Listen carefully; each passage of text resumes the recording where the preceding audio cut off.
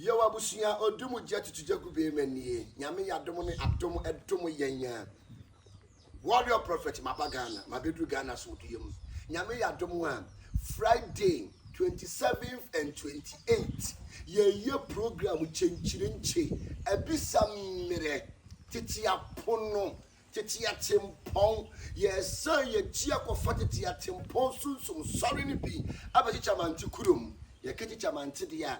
And then na ko so hene ba ko pe.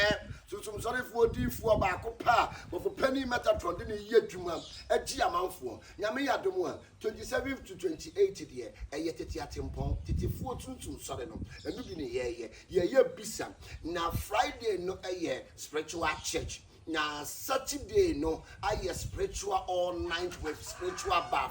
Oba ema ure mfiri puta. Na sada no bofu pani metatron be ye obofo na yeso so aye ne ma na wako okoden amaye.